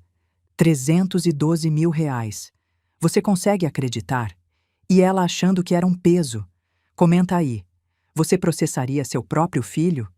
Eles me fizeram acreditar que eu dependia deles, eu disse, a voz saindo estranha. Que eu devia ser grata por ter um teto. Que 200 reais por mês era generosidade. E o tempo todo, o dinheiro era meu. É assim que funciona a exploração financeira. A voz de Davi era gentil, mas firme. Eles isolam a pessoa, controlam a informação, fazem ela se sentir incapaz, e enquanto isso, vão tirando tudo. O que a gente faz agora? Depende da senhora. Davi fechou a pasta. A gente pode entrar com ação judicial, pedir a devolução dos valores, responsabilizar criminalmente. Ou a gente pode tentar um acordo extrajudicial. Eles devolvem o dinheiro parcelado, sem processo, sem escândalo. E se eles não aceitarem o acordo? Aí a gente processa. E com esses documentos, dona Carmen, a gente ganha. Não tenho dúvida. Eu pensei no Rodrigo, no menino que eu criei, no homem que ele virou, no neto que me olhava com vergonha, no outro que às vezes ainda sorria para mim. Tenta o acordo primeiro, eu disse. Eu não quero destruir meu filho, só quero o que é meu. O acordo foi proposto e foi rejeitado. Não por Rodrigo, por Jaqueline. Ela contratou um advogado. Davi me contou, uma semana depois. Um cara fraco, mas barulhento. Ele mandou uma resposta dizendo que as alegações são infundadas e caluniosas, que a senhora cedeu voluntariamente os recursos e que qualquer tentativa de cobrança será contestada vigorosamente. E o Rodrigo? Pelo que entendi, ele queria aceitar, queria resolver, mas a Jaqueline não deixou. Eu não fiquei surpresa. Jaqueline nunca perdeu uma briga na vida, não ia começar agora. Ela fez mais uma coisa. Davi continuou, hesitante. Uma coisa que a senhora precisa saber. O quê? Ela entrou com pedido de interdição. As palavras demoraram para fazer sentido. Interdição? Ela quer que a justiça declare a senhora incapaz. Se conseguir, ela e o Rodrigo viram seus curadores. Podem decidir onde a senhora mora, como a senhora gasta o dinheiro, tudo. Mas eu não sou incapaz. Eu sei, e vamos provar isso. Davi estava calmo, mas eu via a raiva por trás dos olhos. Ela alegou que a senhora está senil, confusa, vulnerável à manipulação. Disse que a senhora fugiu de casa em surto e foi sequestrada por estranhos. Isso é mentira. Eu sei que é mentira. O juiz também vai saber. Mas primeiro a gente precisa responder, apresentar provas, passar por avaliação. Que avaliação? Médica e psicológica. Para comprovar que a senhora é plenamente capaz. Eu sentei. As pernas tinham perdido a força. Ela está tentando me prender, eu disse. De um jeito ou de outro, ela quer me controlar. É. Davi sentou na minha frente. Mas ela não vai conseguir. Eu prometo, dona Carmen. Ela não vai conseguir. As semanas seguintes foram um turbilhão. Fiz avaliação geriátrica num hospital de referência. Passei horas respondendo perguntas, fazendo testes de memória, de raciocínio, de orientação. O laudo foi claro. Paciente apresenta funções cognitivas preservadas, compatíveis com a idade, sem sinais de demência ou incapacidade para os atos da vida civil. Fiz avaliação psicológica. Mais perguntas, mais testes, mais horas sentada numa sala branca, respondendo coisas sobre minha vida. O laudo foi igual. Paciente lúcida, orientada, emocionalmente estável, apesar do contexto de estresse familiar. Não há indicação de incapacidade. Davi juntou depoimentos. Sandra escreveu sobre nossa convivência. Renata escreveu sobre meu estado quando me encontrou na rodoviária. Vizinhos de São Tomé que eu tinha conhecido nas últimas semanas escreveram sobre minha lucidez, minha independência, minha capacidade de cuidar de mim mesma. A defesa está sólida, disse Davi, revisando os documentos. Mas a senhora vai precisar ir à audiência, falar com o juiz. Tá preparada? Tô. E estava. Pela primeira vez em muito tempo, eu estava pronta para lutar. A audiência aconteceu num fórum em Belo Horizonte, 2 meses depois da minha fuga. Eu cheguei de táxi com Davi e Sandra. Vestia minha melhor roupa, uma blusa de seda que Sandra tinha me dado de presente, uma calça social, sapatos confortáveis. Não era chique, mas era digna. Rodrigo e Jaqueline já estavam lá quando entramos. Ele parecia ter envelhecido 10 anos, olheiras fundas, roupa amarrotada, olhar perdido. Ela estava impecável como sempre, maquiada, penteada, vestida para impressionar. Nossos olhos se cruzaram. Rodrigo desviou. Jaqueline sustentou, com aquele sorriso gelado que eu conhecia tão bem. Dona Carmen. A voz dela era mel envenenado. Que bom ver a senhora. Espero que esteja sendo bem tratada por seus novos amigos. Estou, Jaqueline. Muito bem tratada, pela primeira vez em anos. Ela abriu a boca para responder, mas o advogado dela a puxou para o lado. A audiência ia começar. A juíza era uma mulher de uns 50 anos, cabelo grisalho, olhar afiado. Ela leu os autos, ouviu os advogados, analisou os documentos. Depois, olhou para mim. Senhora Carmen Lúcia, eu vou fazer algumas perguntas para a senhora. Peço que responda com sinceridade. Sim, meritíssima. A senhora sabe que dia é hoje? Terça-feira, 4 de março. A senhora sabe onde está? No Fórum da Comarca de Belo Horizonte. A senhora sabe por que está aqui? Porque minha nora quer que a justiça me declare incapaz, para poder decidir minha vida por mim. Um murmúrio correu pela sala. A juíza não se abalou. A senhora fugiu de casa na noite de 31 de dezembro. Pode me explicar por quê? Eu respirei fundo. Olhei para Rodrigo, que desviou de novo. Olhei para Jaqueline, que me encarava com ódio disfarçado de preocupação. Fugi porque ouvi meu filho e minha nora planejando me internar num asilo, sem me consultar, sem me perguntar. Minha voz era firme. A Jaqueline disse que eu era velha demais para servir para alguma coisa. O Rodrigo concordou. Naquele momento, eu entendi que não tinha mais lugar naquela casa. Não como pessoa, só como problema a ser resolvido. A senhora não pensou em conversar com eles? Resolver de outra forma? Meritíssima, eu passei 5 anos tentando conversar. 5 anos sendo ignorada, isolada, diminuída. 5 anos comendo sozinha num canto da cozinha enquanto eles jantavam na sala. 5 anos ouvindo que eu era peso, despesa, inconveniência. Conversar não adiantava. Nunca adiantou. A juíza anotou alguma coisa. Depois se virou para o advogado de Jaqueline. Doutor, a requerente alega que a senhora Carmen está senil e confusa. No entanto, os laudos médico e psicológico apresentados pela defesa indicam plena capacidade cognitiva. O senhor tem algo que contradiga esses laudos? O advogado se remexeu, desconfortável. Meritíssima, a requerente acredita que a senhora Carmen foi manipulada por terceiros que... Eu perguntei sobre os laudos, doutor. Tem algo que contradiga? Não, meritíssima, não neste momento. Então, com base em que a requerente sustenta o pedido de interdição? Silêncio. O advogado olhou para Jaqueline, que estava vermelha de raiva. Com base na preocupação legítima da família com o bem-estar da senhora Carmen. Preocupação que se manifestou na forma de planejar uma internação forçada? A juíza ergueu uma sobrancelha. Interessante forma de demonstrar afeto. Mais silêncio. A juíza fechou a pasta. Olhou para Jaqueline, para Rodrigo, para mim. Vou proferir minha decisão agora. Ante o exposto, julgo improcedente o pedido de interdição formulado. A requerida senhora Carmen Lúcia dos Santos demonstrou plena capacidade para os atos da vida civil, conforme atestam os laudos médico e psicológico acostados aos autos. Eu soltei o ar que não sabia que estava segurando. Ademais, verifico com preocupação os indícios de maus tratos e exploração financeira relatados pela requerida. Determino a remessa de cópia dos autos ao Ministério Público para apuração. Jaqueline ficou branca. Rodrigo afundou na cadeira. Por fim, advirto os requerentes de que novas tentativas de interdição infundada poderão ser caracterizadas como assédio processual, sujeitando-se às sanções cabíveis. A requerida tem o direito de viver onde e como quiser, sem interferência indevida. A juíza bateu o martelo. Está encerrada a audiência. Do lado de fora do fórum, Jaqueline veio até mim. Os olhos dela eram puro veneno. Isso não acabou, ela sibilou. A senhora destruiu minha família. Eu vou... Jaqueline. Davi se colocou entre nós, alto, imponente. Eu sugiro fortemente que a senhora vá embora agora.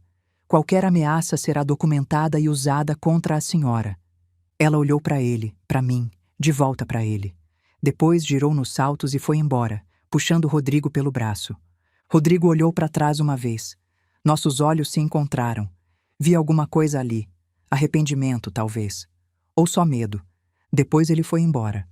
Acabou? Perguntei a Davi. A interdição acabou. O resto a gente ainda vai resolver. Nas semanas seguintes, tudo desmoronou para Jaqueline. A notícia da audiência se espalhou. Não sei como. Talvez alguém do fórum tenha comentado, talvez alguma das amigas dela tenha descoberto. Mas, de repente, todo mundo sabia. Jaqueline Moreira tinha tentado internar a sogra à força, tinha desviado dinheiro de idosa, tinha sido advertida por uma juíza. As clientes do ateliê sumiram. Uma por uma, foram cancelando projetos, inventando desculpas. Ninguém queria associar o nome a alguém que maltratava a velhinha. As amigas se afastaram. Aquelas mulheres de Alphaville, tão preocupadas com imagem e reputação, não queriam ser vistas com Jaqueline. Era como se ela tivesse uma doença contagiosa. Uma semana depois da audiência, Gabriel me ligou escondido e contou o que tinha acontecido. Vó, a senhora não vai acreditar. A mãe foi no shopping com a tia Márcia, aquela amiga rica dela. Aí encontrou o grupo de amigas do clube, umas 6 mulheres, todas juntas tomando café. E aí? A mãe foi cumprimentar, toda sorridente, fingindo que nada tinha acontecido. E sabe o que elas fizeram? Levantaram e foram embora. Todas. Sem falar nada. Só pegaram as bolsas e saíram, deixando a mãe parada no meio do shopping, sozinha. Eu devia sentir pena. Não senti. A tia Márcia ficou com vergonha e foi embora também. Disse que não podia se associar com esse tipo de escândalo.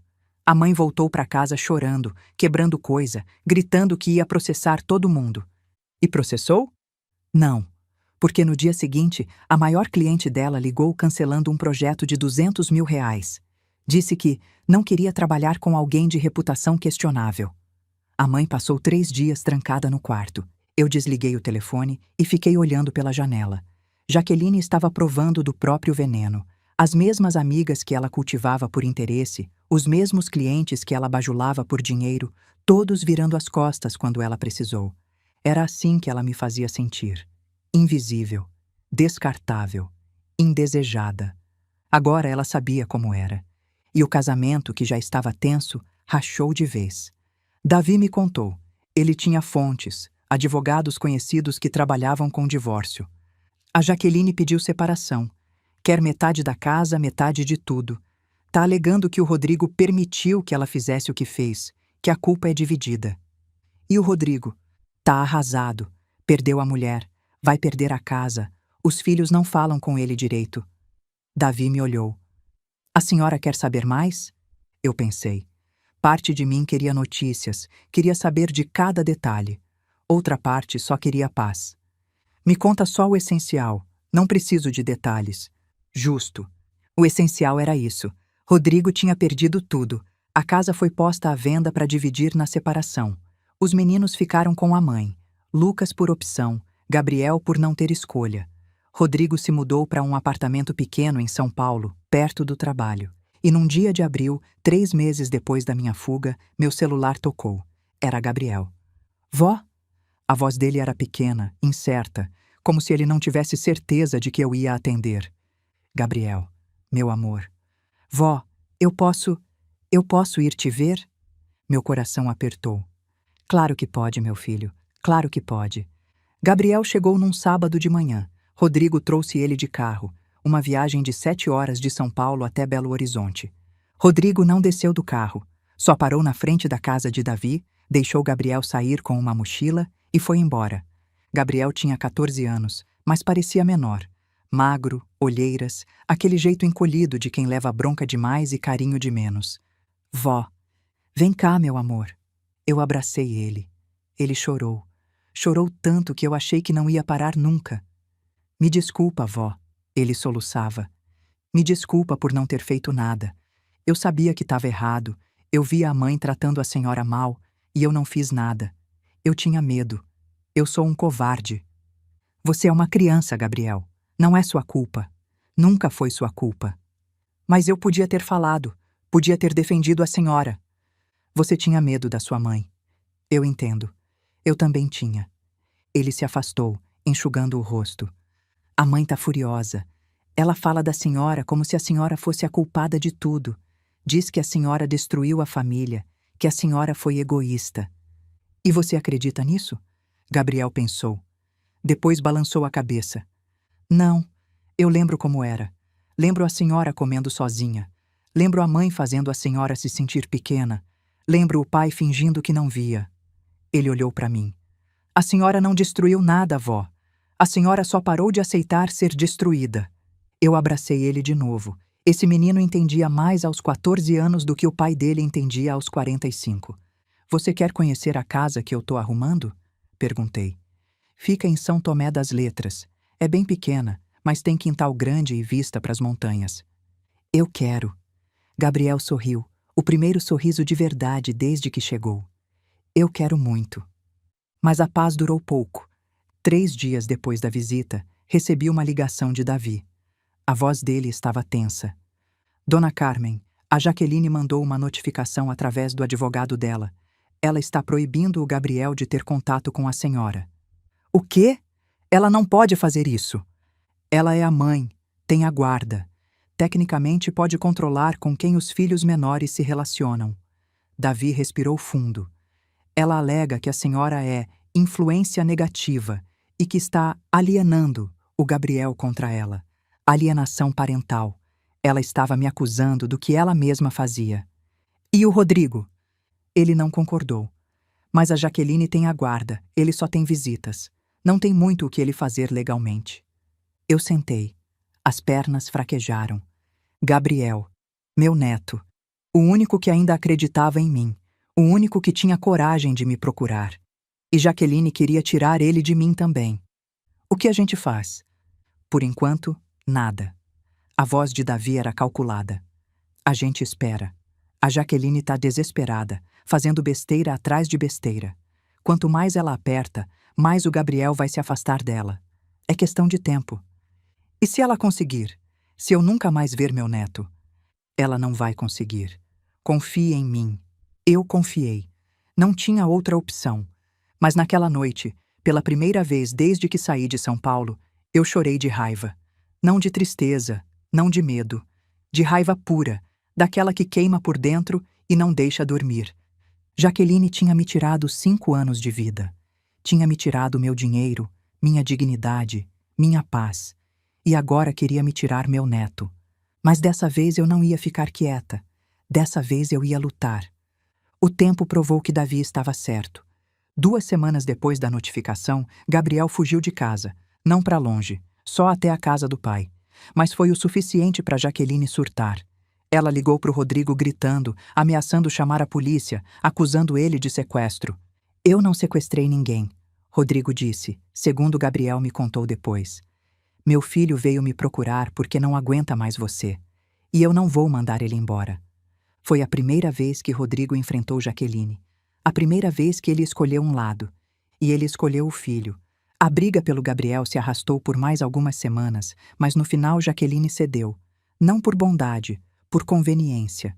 Ela tinha conseguido um emprego em outro estado, queria recomeçar, e Gabriel era um peso que ela não queria carregar.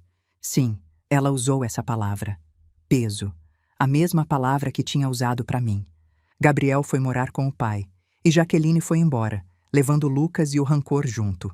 Algumas batalhas a gente vence sem lutar, só esperando o inimigo se destruir sozinho. Gabriel me contou depois o que aconteceu na primeira noite que ele dormiu no apartamento do Rodrigo. Pai ficou acordado a noite inteira, vó. Eu acordei para beber água de madrugada e vi ele sentado no sofá, no escuro, olhando para a parede. Quando perguntei se ele estava bem, ele começou a chorar. Chorou muito. Disse que tinha destruído tudo, que tinha perdido a senhora, perdido a Jaqueline, quase perdido eu. Disse que não sabia como tinha virado aquela pessoa. O que você disse para ele? Disse que ele ainda tinha tempo de consertar, que a senhora não tinha morrido, que ele podia tentar. Gabriel me olhou sério. Ele pode, né, vó? Tentar? Eu não respondi na hora, mas fiquei pensando naquela imagem. Meu filho, sozinho num apartamento vazio, chorando no escuro por tudo que tinha destruído. Talvez ainda houvesse algo ali. Talvez. Uma semana depois de Gabriel se mudar para o apartamento do Rodrigo, o telefone tocou. Era Davi. Dona Carmen, o Rodrigo entrou em contato com o escritório. Ele quer negociar, quer propor um acordo sobre os valores. Sem a Jaqueline? Sem a Jaqueline. Eles já estão oficialmente separados. Ele quer resolver isso sozinho. Eu pensei. Parte de mim ainda tinha raiva. Parte de mim ainda doía. Mas outra parte, uma parte que eu achei que tinha morrido, ainda queria salvar alguma coisa. Faz a reunião. A reunião aconteceu no escritório de Davi, num dia chuvoso de maio. Rodrigo chegou sozinho, sem advogado, sem Jaqueline, sem a armadura de homem bem-sucedido. Era só ele, magro, cansado, derrotado. Mãe, Rodrigo. Ele sentou na cadeira, olhando para o chão. Davi ficou do meu lado, calado, observando. Eu vim propor um acordo, Rodrigo começou. Eu sei que devo dinheiro para a senhora. Muito dinheiro. Eu não tenho tudo agora, mas posso parcelar. Pagar todo mês até quitar. Quanto a senhora acha que deve? Perguntou Davi. Rodrigo hesitou. Os 180 mil do apartamento. E uma parte da aposentadoria. Uns 100 mil, talvez?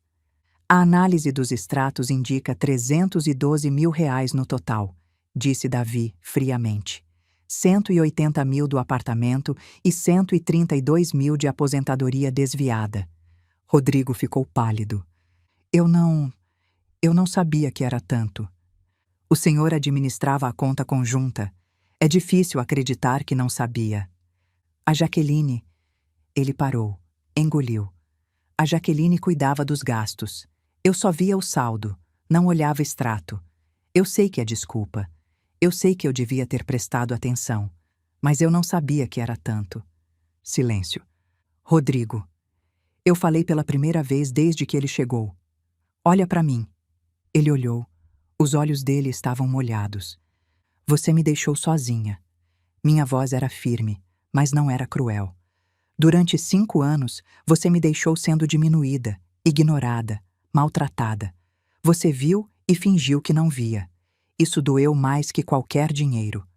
Eu sei, mãe. Eu sei. Eu não sei se consigo perdoar. Talvez um dia, talvez nunca. Mas eu não quero te destruir. Você é meu filho. Eu te amo. Isso não muda. Ele começou a chorar. Sem barulho, sem drama. Só lágrimas escorrendo pelo rosto. O que a senhora quer, mãe? Eu olhei para Davi. Ele assentiu. Eu quero 200 mil reais, parcelados em 5 anos, sem juros. Isso cobre o principal do que foi tirado e me deixa em paz. E os outros 112 mil? Considera um presente. Eu senti as palavras saindo, estranhas na minha boca. Você é meu filho. Eu passei a vida dando coisas para você. Não vou parar agora. Rodrigo me olhou como se não acreditasse. Mãe, mas tem condições. Eu interrompi. A partir de agora, minha aposentadoria vai para minha conta. Só minha. Eu decido o que fazer com ela. E você nunca mais vai tentar me controlar, me internar, me diminuir. Se fizer, o acordo acaba e eu processo por tudo. Eu aceito. A voz dele era um sussurro. Eu aceito tudo. Davi puxou um documento. Então vamos formalizar. Em junho, a reforma da casa em São Tomé ficou pronta. A casa estava linda, paredes de pedra restauradas, telhado novo, janelas de madeira. Por dentro, simples mas confortável. E o jardim? As roseiras da minha mãe já brotavam novos botões. É muito, eu disse para Sandra chorando, mais do que eu merecia. É exatamente o que a senhora merecia. Me mudei em julho, sozinha, por escolha. Na primeira manhã, acordei com o galo do vizinho cantando. Abri a janela e o ar frio da serra entrou, cheirando a mato molhado e lenha queimando. O silêncio era tão grande que eu conseguia ouvir meu próprio coração. E pela primeira vez em anos, esse silêncio não doía. Acolhia. A vizinha do lado, Dona Lourdes, apareceu no terceiro dia com uma torta de maçã. A senhora é a dona nova, né? A cidade toda sabe. A moça que veio de São Paulo fugindo de família ruim. Tomamos café juntas. Ela me contou da vida dela, eu contei da minha. Mas dessa vez era diferente.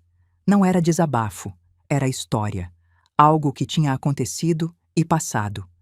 A senhora é forte, disse Dona Lourdes. Fugir de casa aos 67 anos, começar de novo. Isso é coragem. Ou loucura. Às vezes é a mesma coisa. Ela piscou. Mas loucura do tipo bom. A biblioteca da cidade precisava de voluntários. Eu me ofereci. 2 vezes por semana, eu ia até a casinha velha perto da praça e lia histórias para as crianças. Não era muito, umas 10, 15 crianças, sentadas no chão, olhos arregalados, escutando contos de fada e aventuras. Mas era tudo. Era o que eu sabia fazer. O que eu tinha feito a vida inteira. E era a prova de que eu ainda servia para alguma coisa, apesar do que Jaqueline tinha dito. As crianças me chamavam de Vó Carmen. Os pais me cumprimentavam na rua. A bibliotecária, uma moça jovem chamada Fernanda, o mesmo nome da minha filha que morreu, coincidência que me fazia chorar toda vez que pensava, me tratava como parceira. A senhora é um achado, Dona Carmen, ela disse um dia. As crianças adoram, e eu também. Eu que agradeço, respondi. Vocês me deram um motivo para acordar. Todo domingo eu ia para BH almoçar com Davi e a família. Ou eles vinham até São Tomé, trazendo comida, bagunça, risadas. Gabriel passou a visitar nos feriados. Rodrigo trazia ele, mas não entrava. Só deixava na porta, esperava eu acenar e ia embora. A gente não conversava ainda. Não de verdade. Mas pelo menos ele não tinha sumido. Lucas, o mais velho, nunca apareceu. Ficou com a mãe, absorveu a raiva dela, me bloqueou no telefone. Doía, mas eu entendia. Ele ainda era jovem. Talvez um dia amadurecesse. Ou talvez não. Nem toda história tem final feliz. Em outubro, 8 meses depois da minha fuga, Rodrigo pediu para me visitar. Não por Gabriel, não por acordo, pessoalmente, sozinho, para conversar. Eu hesitei. Davi achou arriscado. Sandra achou precipitado. Mas Dona Lourdes, que tinha se tornado minha conselheira não oficial, disse: Deixa o menino vir. Ele é seu filho. Pior que já foi, não pode ficar. Ela tinha razão. Rodrigo chegou num sábado de manhã. Veio de carro, sozinho, 7 horas de estrada. Quando eu abri a porta, quase não reconheci. Ele estava diferente. Mais magro, sim, mas não era só isso. O jeito dele era outro. Menos rígido, menos protegido. Mais humano. Oi, mãe. Oi, filho. Entra. Ele olhou em volta enquanto entrava. Para os móveis simples, para as fotos na parede, para as cortinas que Dona Lourdes tinha me ajudado a costurar. É bonito aqui, ele disse. Parece com a senhora. É meu. Eu não consegui evitar o orgulho na voz. Só meu. Eu sei. Sentamos na cozinha. Fiz café no coador de pano, do jeito que ele gostava quando era menino. Ele aceitou a xícara em silêncio. Eu vim pedir desculpa, ele disse finalmente. Desculpa de verdade. Não por obrigação, não por acordo. Porque eu finalmente entendi o que eu fiz. Eu não disse nada. Só olhei para ele, esperando. Quantas vezes eu tinha esperado esse momento. E agora que ele estava acontecendo, eu não sentia alívio. Sentia cansaço. O que você entendeu? Que eu deixei a Jaqueline te destruir. A voz dele falhou. Que eu vi você sendo apagada, dia após dia, e fingi que era normal. Que eu concordei em te internar porque era mais fácil do que brigar com minha mulher. Que eu peguei seu dinheiro, controlei sua vida e te tratei como peso quando você só queria ser amada. Ele estava chorando agora. sem se esconder, sem pedir desculpa pelo choro. Eu devia sentir pena. Não senti. Só senti uma pergunta subindo na garganta. E se a Jaqueline ainda estivesse com você? Perguntei. Se ela não tivesse pedido o divórcio, se você não tivesse perdido tudo, você estaria aqui? Ele parou de chorar. Me olhou assustado. Mãe, responde, Rodrigo. Você estaria aqui pedindo desculpa se ainda tivesse sua vida de antes? Ou você só veio porque não sobrou mais ninguém? O silêncio dele foi a resposta. Eu estava em terapia desde o divórcio, ele disse finalmente, a voz menor agora, tentando entender como eu virei essa pessoa. E o que a terapia disse? Que eu aprendi a evitar conflito a qualquer custo, que eu casei com uma mulher controladora porque era mais fácil obedecer do que pensar, que eu te abandonei porque defender você significava brigar com a Jaqueline e eu não tinha coragem para isso. Você tem agora? Não sei. Ele me olhou nos olhos. Mas eu tô tentando aprender. Tentando. Eu repeti a palavra, sentindo o gosto amargo dela. Você sempre foi bom em tentar, Rodrigo. Tentar agradar, tentar evitar, tentar escapar. Mas fazer, de verdade, isso você nunca aprendeu. Ele baixou a cabeça. Parecia um menino levando bronca. E talvez fosse isso que ele sempre tinha sido. Um menino que nunca cresceu, que nunca enfrentou nada, que sempre achou mais fácil deixar os outros resolverem. Ficamos em silêncio por um tempo. O café esfriou nas xícaras. Mãe, eu não tô aqui pedindo para voltar a ser como era. Eu sei que eu perdi isso. Perdi a confiança, perdi o direito de ser tratado como filho de verdade. Mas eu queria ter a chance de ser alguém melhor, de mostrar que eu posso mudar. Mostrar como? Ligando, visitando, estando presente. Não quando eu preciso de alguma coisa, mas só porque a senhora é minha mãe e eu quero saber como você tá. Ele engoliu em seco. Eu sei que talvez não seja suficiente. Talvez a senhora nunca me perdoe. Mas eu precisava tentar. Eu olhei para ele, para o homem que meu filho tinha virado. Diferente do executivo arrogante que concordava com tudo que Jaqueline dizia. Mais perdido, mais quebrado. Se isso era ser mais humano, eu não sabia dizer. Eu não vou perdoar completamente, Rodrigo. Minha voz era firme, sem raiva, mas sem calor também. Talvez nunca. O que você fez? Não tem conserto. Tem remendo, no máximo. Ele engoliu em seco. Mas eu também não vou te expulsar da minha vida. Eu continuei. Você é meu filho. Isso não muda, por mais que eu quisesse às vezes que mudasse. Então eu vou te dar uma chance. Uma. Pequena. Sem promessas. Sem garantias. Mãe! Não me interrompe. Eu levantei a mão. Você vai poder ligar, visitar, ver como eu tô. Mas se eu sentir, uma vez que seja, que você tá me usando, me manipulando, me tratando como antes, acabou. Pra sempre. Eu não vou dar terceira chance, Rodrigo. Não tenho mais tempo nem paciência pra isso. Eu entendo. Entende nada. Você nunca entendeu nada. Mas talvez aprenda. Talvez. Ele ficou em silêncio. Não tinha o que responder. Agora vai embora, eu disse, levantando. Você tem 7 horas de estrada e eu preciso descansar. Ele levantou também. Hesitou na porta. Obrigado, mãe, por me deixar tentar. Não me agradeça. Me mostre. E torce para eu ainda estar aqui quando você finalmente aprender a ser gente. 1 ano desde aquela noite de Réveillon. 1 ano desde Renata, Davi, a fuga, tudo. Eu estava morando na minha casa em São Tomé. Tinha café passado no coador de pano toda manhã, rosas florescendo no jardim, crianças me chamando de vó Carmen na praça. Gabriel me visitava todo feriado. Rodrigo ligava toda semana. Conversas curtas, desconfortáveis. Não era reconciliação, era tolerância. Lucas ainda não falava comigo. Algumas feridas não fecham. E eu tinha uma família nova. Não de sangue, mas de escolha. No dia 25 de dezembro, eu estava na casa de Davi. A sala cheia de gente. Davi, Sandra, Renata com a família, Dona Lourdes, Gabriel. Eu quero fazer um brinde, disse Davi quando o relógio marcou 11h55. Há 1 ano, minha filha encontrou uma mulher chorando numa rodoviária. Essa mulher, 40 anos antes, tinha comprado sapatos para um menino pobre. Tinha plantado uma semente sem saber o que ia crescer. Ele levantou a taça. A Dona Carmen, que me ensinou que bondade existe. A Dona Carmen. Eu não consegui responder. As lágrimas tinham tomado conta. E quando a meia-noite chegou, eu entendi. Eu não tinha perdido uma família. Tinha ganhado outra. Não a que eu esperava, mas a que eu merecia. Eu estava na varanda da minha casa numa tarde tranquila, quando o carteiro apareceu. Dona Carmen, carta para a senhora. Peguei o envelope. Papel grosso, letra caprichada.